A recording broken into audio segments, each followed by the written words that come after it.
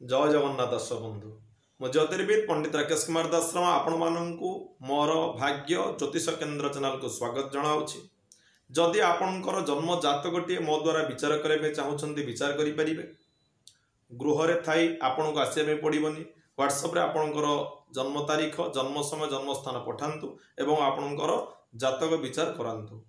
जदि आपण गृह में कौन प्रकार वास्तु जनित समस्या रोचे से जोगाजोग करी मो पाखर समस्त प्रकार समस्यार समाधान नहीं पारे। तेज आसतु जानिबा आज कौन विषय रही। आज आम जानिबा एरोवाना फिश बा जहाकू गोल्डन फिश बोली कहा जाए। तो ये गोल्डन फिश रो उपकारिता कौन या घरे केउठा रखिबे एही विषय आज आम जानिबा। ताहा पूर्व आपन कहूची ये जो गोल्डन फिश यह केउठू आसिला केमिति आसिला ना वर्तमान आम यहाँ पेंगसुई वास्तु बोली कहूँ। जो पेंगसुई वास्तु रे आपणकर ये देखिए गोल्डन फिश देखिए आप लाफिंग बुद्ध आपन देखिए आपणकर फ्रॉग देखिए एवं इभिन आपणकर कामधेनु जो काउ कामधेनु गाई ताहा देखिए। तो ये समस्त कथा आम यहाँ पेंगसुई वास्तु बोली कहूँ जहाँकि चीन रु आसी। प्रकृत कथा होची ये तथ्यटी संपूर्ण भूल। ये समस्त कथा होची भारत वर्षर कथा जहाँ नहीं भारते ताहा नहीं जगते। तेणु वास्तुशास्त्र भारत ही आरंभ होता धीरे धीरे धीरे धीरे चारिआडे परिव्याप्त हो जाइए।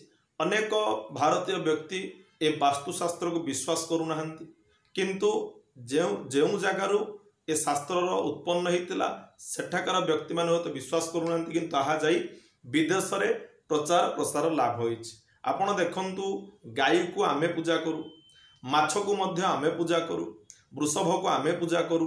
तो ये जो सब कथा गुड़िक अच्छी धीरे धीरे धीरे धीरे यहाँ बाहर प्रसारित होउछि। तो यही भारतर शास्त्र जाई बाहर परिव्याप्त होइछि। तेणु ये माछ होछि भगवान प्रथम अवतार होउछन्ति मत्स्य अवतार।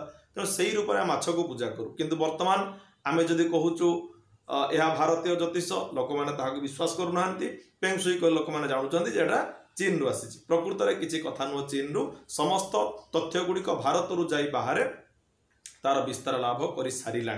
तेणु आपण मैंने आपण ये वास्तु को विश्वास करंतु एवं जहाँ जहाँ वास्तु समस्या रोचे आपण मैंने यही सब छोट छोट द्रव्य को व्यवहार करी तार समाधान करें। तेबे ये जो एरोवाना फिश बा यहाँ को गोल्डन फिश बोली कहूँ। आपड़ देखिए जिते आप गोटे घर को आक्वारियम आणुचंती आक्वारियम सदाबले देखिए गोल्डन फिश अनेक लोक रखती किंतु से जो गोल्डन फिश रो दाम अत्यधिक होइतिबारु लोक माने ताहाको व्यवहार करि पारंती नै साधारण माछ आनी ताहाको आक्वारियम रखती। तो जितेबाला आपण माने से गोल्डन फिश को आनी रखी पारु नाहंती सही जगार आपण एरोवाना गोल्डन फिश को आपण व्यवहार करि परिबे। तो यार उपकारिता कौन फास्ट आपण जानतु। यार उपकारिता हेउची हेल्थ वेल्थ आपणकर शारीरिक असुस्थता सदाबले लगी रहुची। यह रखा द्वारा ताहा निश्चित भाव में दूरीभूत हो पार। पैसार अभाव देखा देउछि धन को आकर्षित करिबारे ये बहुत सहायक होता है। कारण ये जो माछ आप देखुंती ये जो एरोवाना फिश आप देखते गोल्डन फिश ये गोल्डन फिश देखते ये तले आपन किछि टंका अच्छी ये टंकार ऊपर ए फिश टी को रखा जाए।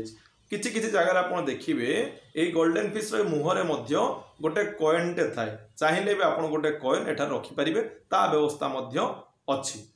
तो ये जो फिश किछि टंका ऊपर बसी यार अर्थ होछि कौन ना ये टंका को आकर्षित करिवो धनर अभाव को दूरीभूत करिवो घरे आपणकर सुख शांति सदाबले लगी रहिबो।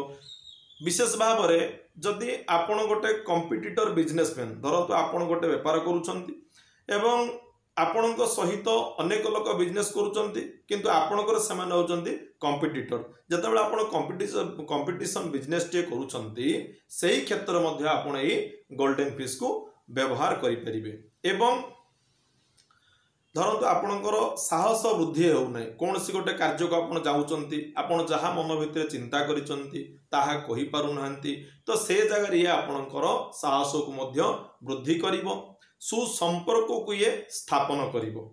सुसंपर्क कहले कौन धरतु आपणकर कौन सी जगार क्या सहित पड़ूना भल भाव गोटे भल संपर्क रोना आपड़ चाहूँगी से लोक सहित मोर संपर्क भल रो वृद्धि हो से स्थान में आपण को ये जो गोल्डन फिश अच्छी एरोवाना फिश आपण को साहाय्य करि परिबो। तो अनेक प्रकार वास्तु दोष दूरीभूत करिबो जदि आपणकर गृहर पूर्व उत्तर कोणरे कौन सी प्रकार वास्तुजनित समस्या रही ताहा मध्य ये दूरीभूत करि परिबो। तो बहुत उपकार अच्छी ये फिश बाई माछर आपण यहाँ व्यवहार करंतु प्रयोग करंतु जानिबे आर उपकारिता केमिति यहाँ व्यवहार करेंगे केउं स्थान रे आकु रखिबे।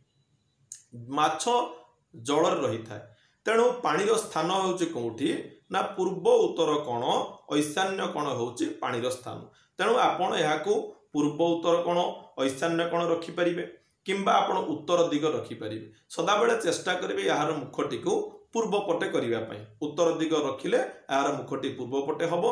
तेणु जदि आपण उत्तर रखंतु किंबा पूर्व रखंतु किंबा उत्तर पूर्व कोण ईशान्य कोण रे आपण ए माछटी को रखि परिबे। देखिबे किछि दिन परे गोटे आपणक घरे गोटे पॉजिटिव एनर्जी जहाँ को आम सकारात्मक ऊर्जा बोली कहूचु से सकारात्मक ऊर्जाटीए ये माछ तैयारी करि परिबो।